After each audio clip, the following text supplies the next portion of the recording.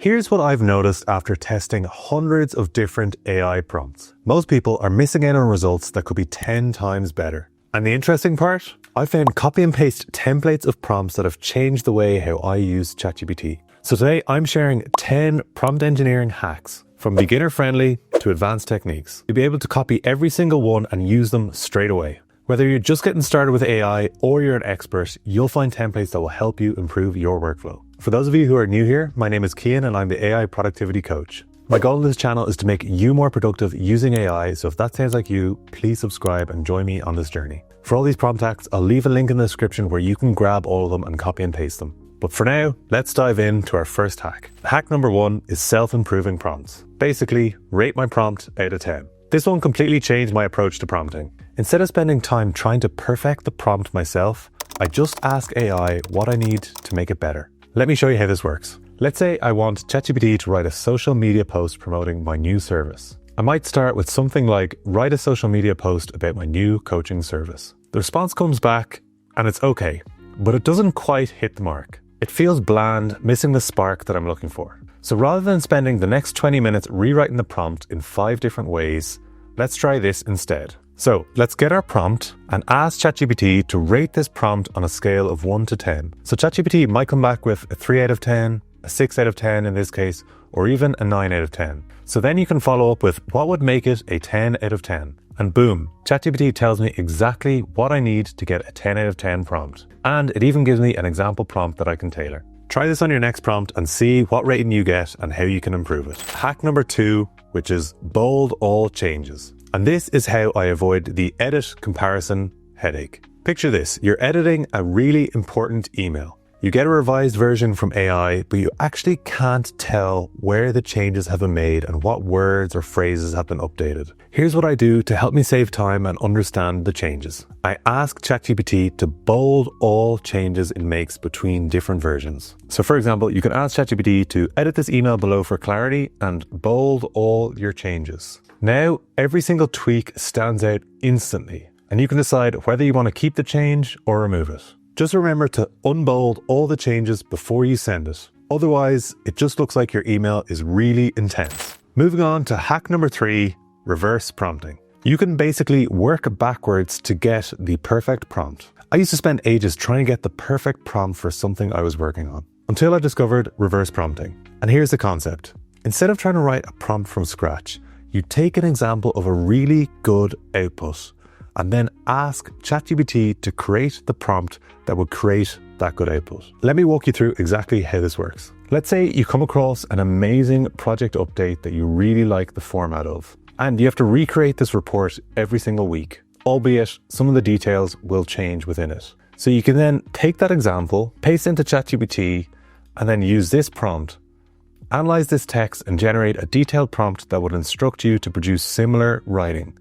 Include specific instructions about tone, style, structure, and key content elements. And there it is. ChatGPT gives you a template prompt that you can reuse. So you can use this again and again for a similar project update or whatever you're working on. The bonus benefit is that it helps you actually understand what makes a good prompt. So not only are you getting templates, you're also getting better at prompting. Try reverse prompting on a piece of content that you thought was really good right now and see the result for yourself. So hack number 4 is tone recommendations. How you say something often matters way more than what you say. Your tone can shape whether a message lands really well or comes across as aggressive. But here's the challenge. Most AI tools write in the same kind of robotic language. And when people try to add a certain tone, they can usually only think of things like casual, formal, maybe humorous. But there are thousands of tone words that you could use to get your perfect message. So here's what I started doing instead.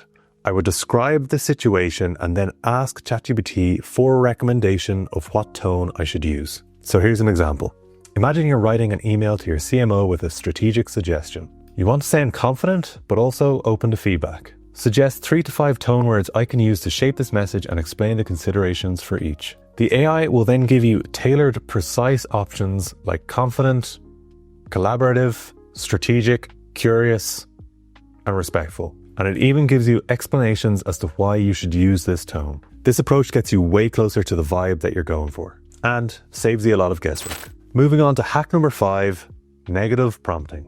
telling AI what not to do can be just as valuable as telling it what to do. This is a pretty straightforward approach, but it's very useful. Most people only tell AI what they actually want, but telling it what you don't want can be equally as powerful. Let's say I ask an AI, explain large language models to me. So it responds with this really long answer that is quite boring and difficult to understand. Great if I'm writing a research paper. Let's try add a negative prompt into this. Explain large language models to me. Avoid technical terms and abbreviations. Immediately, it becomes a lot more simple. Imagine a large language model as a very advanced version of predictive text. This is the same topic, just way more accessible for what I actually needed. That's the power of negative prompts, also called guiding constraints. You can also add lines like, don't include personal opinions, avoid technical jargon, skip buzzwords and vague phrases, don't use corporate speak. This is a small change with significant impact. Moving on to hack number 6, what else should I know? This is a simple question you can ask after any prompt. It's a pretty straightforward technique, but I use it quite a lot. So for example, if I do a prompt, tell me about the best way to lose weight. The first response will most likely be the most basic high-level answer that you're going to get. So after this response, you should prompt, what else should I know? That's it, 5 words. And this is where we get past the surface level information and gets me to really useful creative insights. AI models are usually trained to give you a complete answer in one go, but they're also trained to be concise. So they usually hold back on the really interesting stuff that you might not know. When you ask, what else should I know? You're given a permission to go a bit deeper. Try adding this as a follow-up to your next prompt. You'll be surprised as to how much information you're missing out on by prompting just once. Moving on to hack number 7, let's think about this differently. This is a phrase I use when I want more creative responses. Many AI responses tend to be generic and predictable. You ask for public speaking tips and you get things like, know your audience, script your opening and closing, practice out loud. We've all heard these before.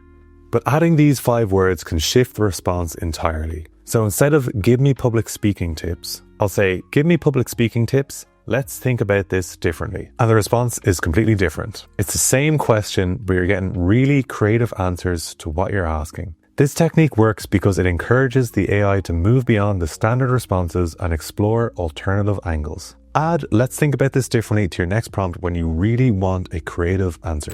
Moving on to hack number 8, and this is give examples. You'll probably see this recommended in most prompting frameworks. But I do notice that a lot of beginners and even intermediate prompters forget this step, and they're missing out on way better results. Examples are powerful. They give AI a clear guide of what you're looking for. They also limit the scope and guide the style. So if you say something like write a newsletter in a conversational tone, the AI might interpret that in dozens of ways. But if you say something like write the newsletter in a conversational tone similar to how Tim Ferriss writes in his newsletter, you've just narrowed it down significantly.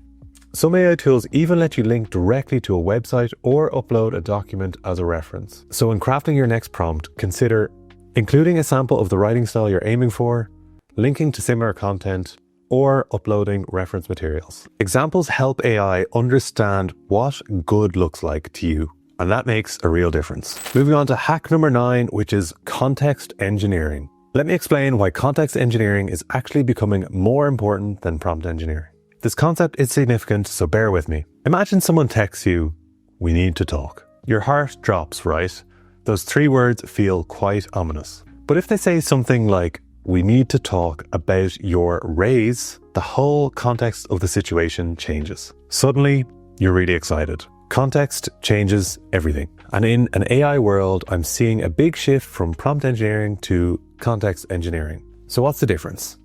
A prompt is an instruction that you give to an AI. It's similar to asking a friend for help. If you say something like, I'm hungry, they'll give you a suggestion. But if you say something like, I'm craving spicy vegetarian noodles, I only have 10 minutes, and I want to work with what's in my fridge right now, then they can provide you with much more relevant help and get a better result. As AI tools have evolved, we're able to include way more context in a prompt. So this could include images, voice notes, videos, documents, even full chat histories. And with all this extra context, we get dramatically better results. So context engineering is about curating everything that surrounds your prompt.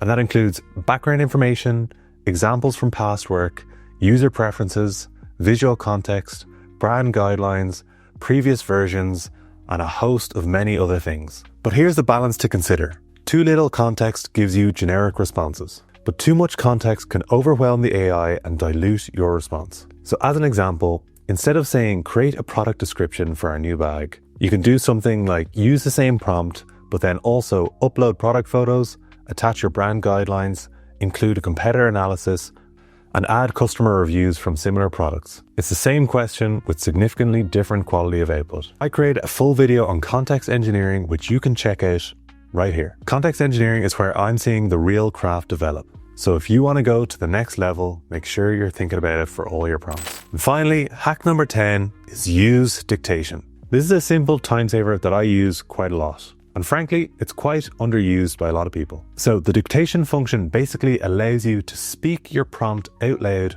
rather than having to type it out. Can you help me draft a product description for the product in the photo above? Please keep the price under £149. You'll find the microphone symbol in ChatGPT, Copilot, Gemini, and pretty much every major AI tool now has it. I'm a pretty average speed typer, but I'm definitely faster at speaking.